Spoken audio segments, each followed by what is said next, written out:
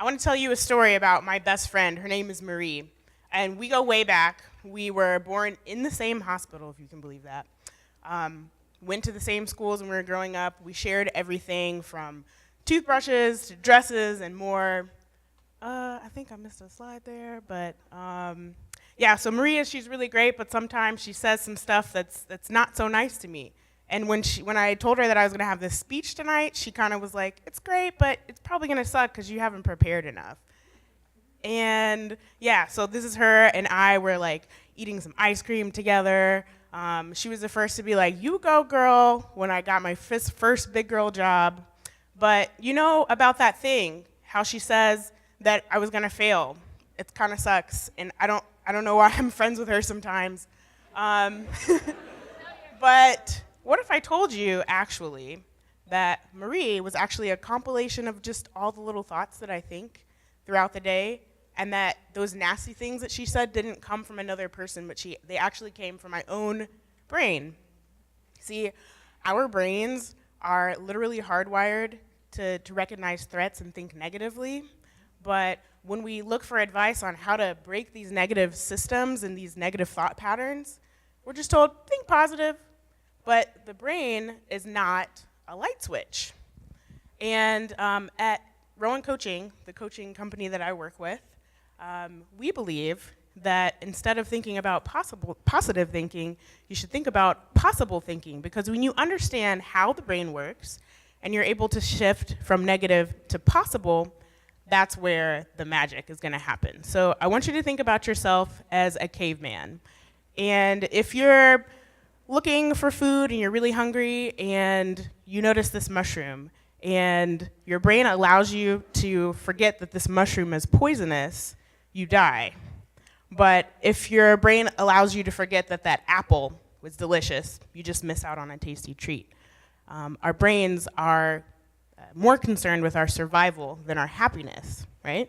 So if you see this text message from your significant other, it's no wonder why your brain would be going into a tailspin, right? You're more focused on your survival than your happiness. So I want you to humor me real quick. Remember how I said that our brains are not light switches? I want you to think about a situation that you're worried about. Now, don't pee in your pants or anything. I want you to only think about the most positive outcome for that situation. No negativity at all. Just only the most positive thing. It's not really so helpful, is it? This just goes to show that trying to switch your brain on to just positive only mode isn't always the best course of action. So how do we switch from negative to possible? We start with changing our thinking habits. So every little thought that you think creates neural pathways, which are the actual wiring in your brain. Now, the bad news is that we cannot undo the existing neural pathways that are already there. But the good news is that you can create new ones. So when you find yourself going into these negative thinking patterns, you can purposefully choose a more helpful replacement thought. Studies show that when we consider a range of possibilities on a spectrum, we're less likely to delve into the negative spiral of negativity and go and realize a little bit more of a less scary picture of our current reality. So when you see this text message, instead of thinking, oh my God, we're gonna break up, what are some other possibilities that you might consider on that spectrum? Maybe it's as simple as saying, I don't know yet because nothing has happened.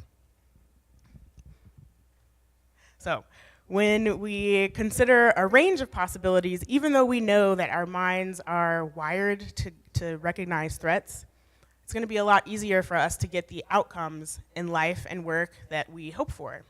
So we stop saying things like, this idea will never work, and we ask, what if I try?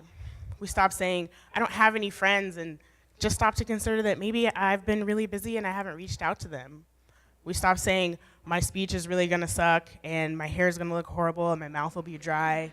And we say, you know what, everybody here wants you to do really well. Your hair is awesome, and you look like a badass.